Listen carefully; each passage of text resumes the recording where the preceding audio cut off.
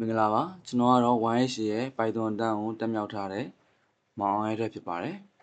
ကျွန်တော်ဒီနေ့ final project အနေနဲ့ Student Management System EDU track အကြောင်းကိုကျွန်တော်ရှင်းပြပေးသွားမှာဖြစ်ပါတယ်ကျွန်တော်ရဲ့ EDU track system မှာstudent login ပိုင်းနဲ့ admin ပိုင်းဆိုပြီးတော့နှစ်မျိုးရှိတယ်ပေါ့နော်ကျွန်တော်ကတော့အရင်ဆုံး admin ပိုင်းကိုအရင်ဦးစားပေးပြောသွားမှာဖြစ်ပါတယ် admin ပိုင်းမှာဆိုရင် year class subject teacher student attendance result ဆိုပြီးတော့ရှိပါတယ်ကျွန်တော်အရင်ဆုံး year ကိုအရင်ရှင်းပြပေးမှာဖြစ်ပါတယ် year မှာဆိုရင်ကျွန်တော်ကuniversity style ဖြစ်တဲ့အတွက်first year second year ဆိုပြီးကျွန်တော်ထည့်ထားတယ်အဲဒီ year မှာဆိုရင်လည်းedit လုပ်လို့ရမယ် delete လုပ်လို့ရမှာဖြစ်ပါတယ်year တော့ကိုကြိုက်တဲ့လောက်ထည့်ပါကျွန်တော်ကလောဆယ်first year ကနေ fifth year ဒီ9နှစ်ထည့်ထားတာဖြစ်ပါတယ်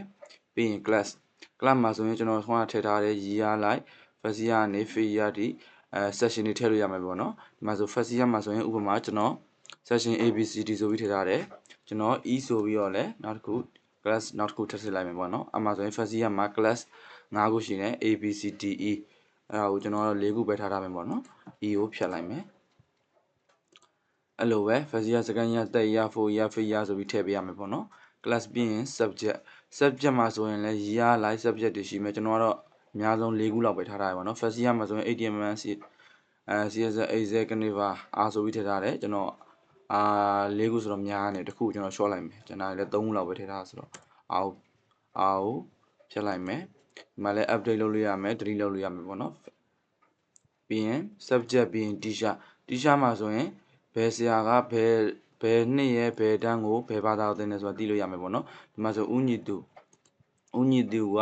first year section A နဲ့ section B ယူထားဖြစ်တဲ့အတွက် first year မှာခုနကျွန်တော်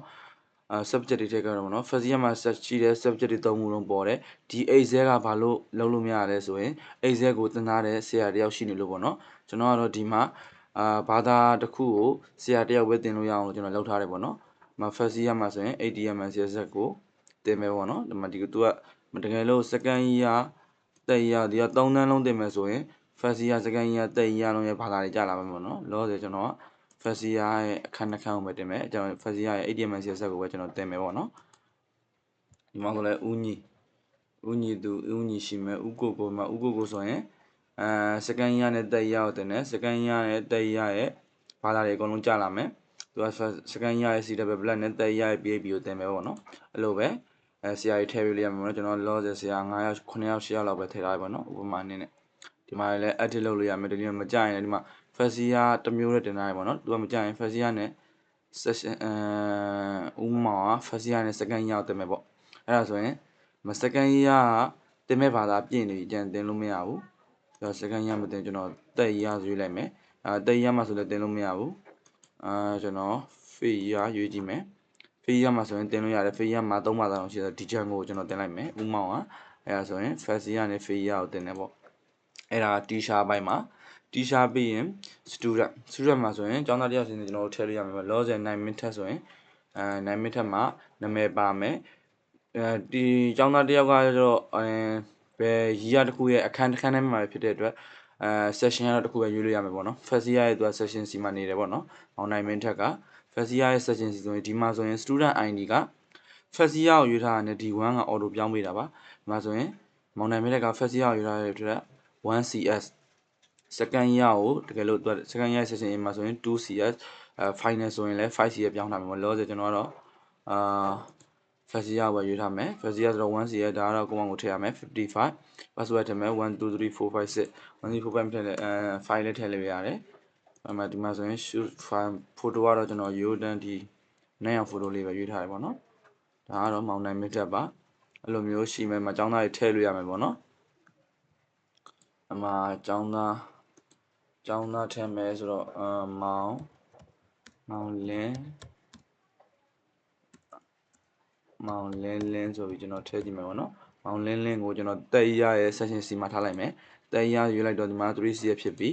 အဲ့တော့90မရွေးဘူး48ဆိုပြီးကျွန်တော်ရွေးလိုက်မယ်တင်345 shoes file ကိုကျွန်တော်ယောက်ျားလေးဖြစ်တဲ့အတွက်ယောက်ျားလေးပုံလေးရွေးလိုက်မယ် student ဒါကတော့ student ဘိုင်းပေါ့နော် student မင်းဒါ attendance မှာဆိုရင်ကျွန်တော် present နဲ့ absent ဆိုပြီးရှိတယ်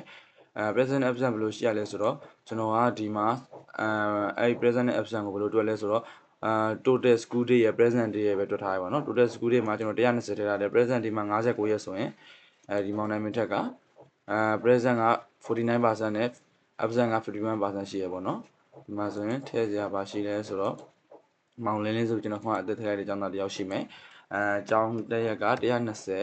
120မှာသူက86ရက်တက်တယ်ဆိုရင်မောင်လင်း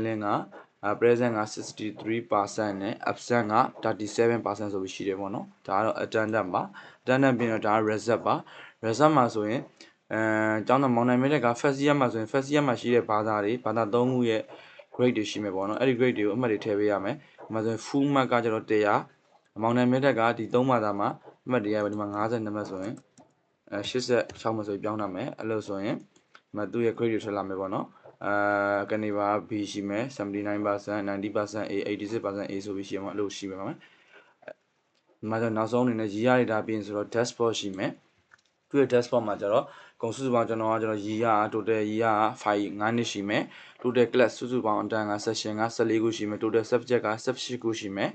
teacher ကတော့9ယောက်ပဲလောလောဆယ်ရှိအောင်မယ် student ကလည်း17ယောက်ရှိမယ်ဒီမှာဆိုရင်ဘယ်yearမှာဘယ်ကျောင်းသားဘယ်နှစ်ယောက်ရှိရဆိုတော့သိမယ် first year မှာဆိုရင်ကျောင်းသား1ယောက်ပဲရှိတယ် second year 1ယောက် third year 4ယောက် fourth year 3ယောက်နဲ့ fifth year 2ယောက်ရှိမယ်ပေါ့နော်ဒီမှာဆိုရင် attendance higher attendance နဲ့ lower attendance ကျောင်းသား2ယောက်ကိုပြထားတယ်မတူစာဝင်က 85% မှာဆိုရင်ရှူရှူက 29%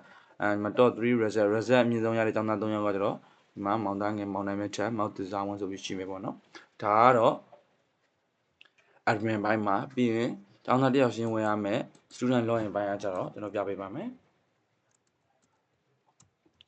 ဒါကကျောင်းသားတယောက်ရှင်းဝင်ရမယ် student login ဘိုင်းမှာကျောင်းသားတယောက်ရှင်းဝင်မယ် student login မှာဆိုရင် student ID လိုမယ် password လိုမယ်ဥပမာကျွန်တော် login 1cf55 ဆို password 12345ဆိုပြီးထည့်ခဲ့တယ်မှာဆိုမောင်နိုင်မင်းထက်ရဲ့ profile ရှိမယ်သူ့ရဲ့ attendance ရှိမယ်သူ attendance ဘယ်လောက်ရှိလဲဆိုတော့120မှာ59ရက်တက်တယ်ဆိုတော့ absent 61 attendance 49% ရှိမယ်သူ့ရဲ့ result ရှိမယ်သူရဲ့ဘာသာတွေအမှတ်ရတာတွေ grade တွေရှိမယ်သူတင်ရမယ့် subject 3ဘာသာရှိမယ်သူတင်ရမယ့် teacher ဆရာ2ယောက်ရှိမယ်ဦးညီသူရဲ့ဦးမောင်ရဲ့အဲ့ဒီမှာဆက်ဆက်ရဲ့အိဇဲရဲ့ရှိမယ်ပေါ့နော်အဲ့ဒါဥမာပြောပြလာတာခုနနောက်ဆုံးမှဝင်ခဲ့တဲ့မောင်လေးနဲ့ကျွန်တော်ဝင်ပြမယ်ပေါ့နော်ခုန